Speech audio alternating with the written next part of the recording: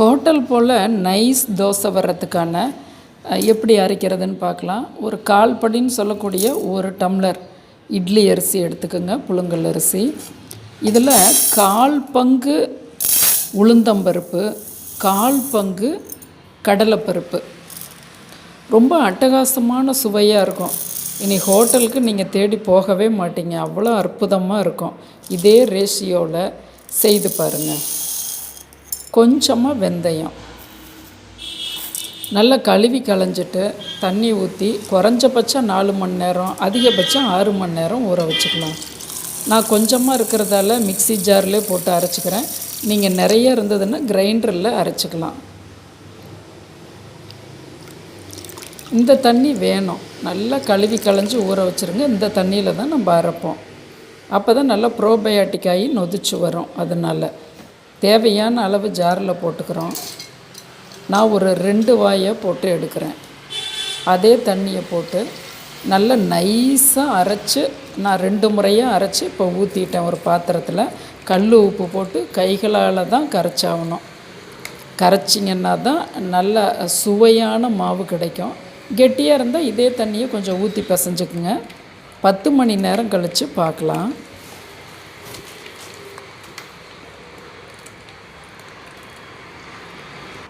இப்போ 10 மணி நேரம் கழித்து எடுக்கிறோம். நல்ல ப்ளஃபியாக வந்திருக்கு பாருங்கள்.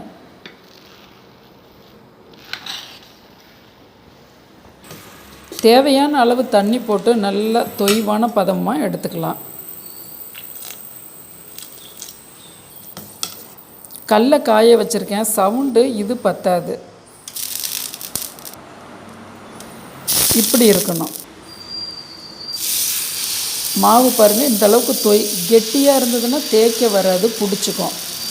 அதனால் தொய்வாக இருந்ததுனால தான் இழுப்புக்கு வரும். இப்போ கூட இந்த இடத்துல கூட பாருங்களேன், அப்படி அந்த மாதிரி ராங்காக இப்படி இழுக்கும் போதெல்லாம் இது போல் வரும். ஒரே வலது கை பக்கமாகவே சுற்றணும். எண்ணெய் தேவையான அளவு தாராளமாக போட்டுக்கோங்க.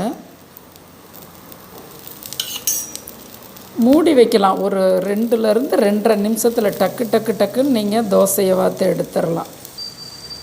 நெய் தோசை போடுறதா இருந்தால் இப்போ அந்த நடுவில் மெரூன் ஷேட் இருக்குது பார்த்தீங்களா, அந்த இடத்துல நெய்யை தடவி உடனே எடுத்துடலாம். நல்லா இது போல் அந்த மாவுகள் எக்ஸ்ட்ரா மாவு இப்படி எடுத்து விட்டோம்னா அது ஹோட்டல் அது போல் இருக்கும் பார்வைக்கு.